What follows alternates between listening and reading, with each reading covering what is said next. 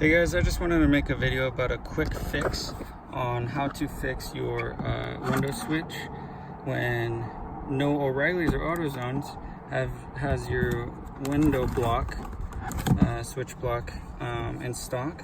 All I did was I broke off the switch with the screwdriver. I pried it off basically. These two white sticks broke off. They're attached to those two levers in the hole of the switch. They control the motor to go forward and backwards, those two sticks. I will demonstrate that this method will work for a quick fix. All you have to do, you can't reach in there with your finger, or at least I couldn't. See, that works. And you do the same. You just pry that lever. The window goes up and down. Okay, you can get these blocks at Amazon. Aftermarket's like $36. OEM is $77. This is way cheaper compared to doing it at a dealership.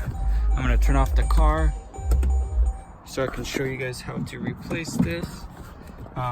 Super simple. All you do is pry that red thing up. I believe, I don't think you have to, but it helped me, and just literally unplug this gray one as a whole, and literally just plug the next one in, the next block. It is so easy. This will work for all these switches work for all makes and models. Not all makes and models, but a lot of the Chrysler models. So like Dodge Journeys, Rams.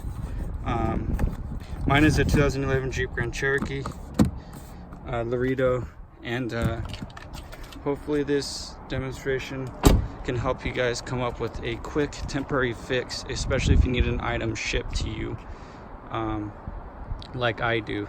None of my O'Reilly or AutoZone or Napa stores had them in stock. I doubt any of your guys will either. And you won't find it for nearly as good as a price. Keep in mind, $77 OEM, shipped from Amazon. It's an OEM part, and $36 for aftermarket. Hope this helps you guys.